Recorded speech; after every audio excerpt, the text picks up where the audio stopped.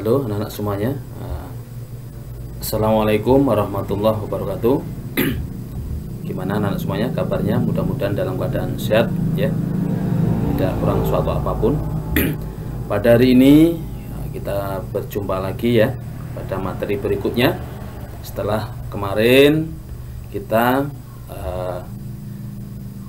pembelajaran kita yaitu tentang bermain peran ya. Nah, pada hari ini kita masih di pembelajaran tema 6, yaitu subtema 2 pembelajaran 3 ya, khususnya untuk bidang studi bahasa Indonesia. Nah, materi kita pada hari ini yaitu membaca intensif ya. Apa pengertian membaca intensif? Ada beberapa pengertian kaitannya dengan membaca intensif ya. Di dalam buku kalian itu ada satu pengertian, membaca intensif adalah kegiatan yang dilakukan oleh seseorang dalam membaca dengan cermat agar memahami bacaan atau teks dengan cepat dan tepat. Ya. Dalam pengertian yang lain, ya, membaca intensif adalah kegiatan membaca yang dilakukan dengan bersungguh-sungguh untuk mendapatkan suatu informasi. Jadi, ya, dari yang sebelumnya tidak tahu, dengan membaca maka akan tahu ya, akan mendapatkan suatu informasi. Perlu diperhatikan dalam membaca ya suatu informasi secara intensif ya, ada beberapa tips-tips yang perlu ya kita lakukan ya, kalian lakukan. Apa saja tipsnya? Nah, yang pertama, membaca teks tersebut secara berurutan. Ya, kenapa sih kok harus berurutan? Ya, kenapa sih kok harus berurutan? Supaya apa? Bacaan ya yang harus dilakukan secara berurutan. Karena apa? Karena dalam sebuah paragraf pasti ada satu hal penting yang ingin diungkapkan oleh penulisnya. Supaya apa? Ya, supaya diterima, dimengerti oleh pembacanya.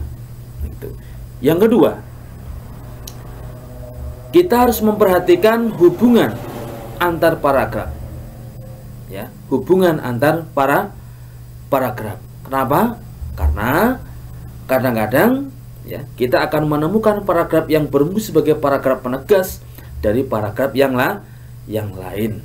Ya, penegas dari paragraf yang lain. Dan jangan lupa ya, untuk memperhatikan kata penghubung yang digunakan dalam paragraf tersebut ya. Nah, tips yang ketiga ya, langkah yang terakhir dalam membaca intensif ya, yang perlu diperhatikan adalah apa? Memperhatikan cara penulis mengungkapkan rincian peristiwa, memberikan contoh atau menjelaskan detail. Diperhatikan, misalnya kaitannya dengan tempat, ya, kaitannya dengan waktu, ya, kaitannya dengan siapa. Itu adalah contoh-contoh hal-hal rinci yang dibahas atau yang dilakukan dalam sebuah bacaan intensif, ya. Supaya apa? Nah, hal-hal tersebut bisa digunakan untuk memperjelas pokok permasalahannya ya. Jadi itu tadi ya beberapa tips-tips ya dalam membaca intensif. Supaya apa? Supaya ketika kita membaca itu ya ada hal-hal pokok, hal-hal yang kemudian kita tahu apa isi dari bacaan tersebut. Nah, kemudian anak-anak selanjutnya ya, di dalam bukumu itu ya ada sebuah bacaan, tepatnya di halaman 34 ya, yaitu bacaan dengan judul Menuju Indonesia Sejahtera, Adil dan Makmur ya.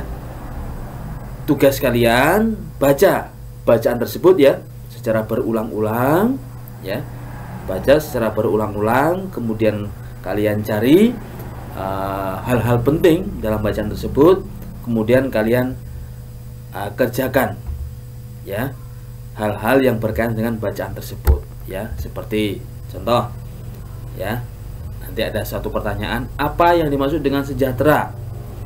Ya.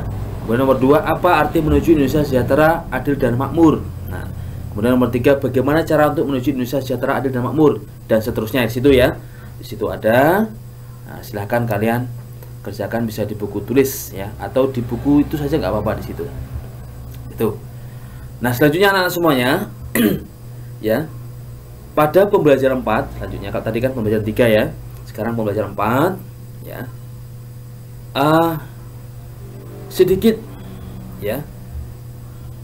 Ada materi ya. Di dalam teks non fiksi, dan teks non fiksi itu teks yang dibuat secara sebenarnya. Ya, berbeda dengan fiksi. Kalau fiksi itu dibuat dikarang ya. Dikarang hal-hal yang tidak sebenarnya lah, kira-kira seperti itu. Seperti contohnya komik ya, buku cerita, dongeng, itu adalah contoh-contoh cerita fiksi ya. Jadi kalau teks non fiksi itu cerita yang seperti misalnya ya surat kabar ya, atau bacaan-bacaan lainnya. Nah, informasi-informasi yang diperoleh setelah membaca teks non fiksi itu dapat disusun dalam bentuk ringkasan ya, dalam bentuk ringkasan atau paragraf singkat dengan memperhatikan penggunaan kosakata baku ya. Tentu kan sudah tahu ya kosakata baku ya, bisa di kamus itu ya. Tuh. Nah, dari bacaan itu kita bisa meringkas. Apa itu meringkas? Meringkas adalah memperpendek tulisan atau teks dengan tetap mempertahankan tulisan asli dari penulisnya. Itu namanya meringkas. Apa fungsi meringkas? Nah, fungsi meringkas adalah untuk mengetahui gagasan utama atau ide-ide pokok dan tujuan dari penulisan teks tersebut secara singkat. Ya, itu fungsi daripada meringkas. Ya. Nah, langkah-langkahnya apa untuk meringkas itu? Nah, langkah-langkahnya, pertama, bacalah tulisan asli dari penulis terlebih dahulu. Baca dulu tulisannya ya. Kemudian catat setiap menemukan satu ide pokok ya, dicatat. Kemudian apalagi, susun kembali ide pokok yang ditulis dengan menambah beberapa kalimat pendukung supaya apa? Untuk memperjelas ya, gampang mengingatnya. Nah, kemudian menyusun kembali ide pokok tersebut untuk menjadi paragraf baru yang lebih ringkas dari tulisan aslinya. Itu langkah-langkahnya ya. Kiranya demikian ya. Materi kita pada hari ini mudah-mudahan bermanfaat ya. Kita belajar terus ya, supaya ya meskipun belajar kita secara seperti ini daring ya, tapi mudah-mudahan tidak menghinakan semangat kita untuk belajar lebih giat. Cukup sekian ya. Mohon maaf atas segala kekurangan.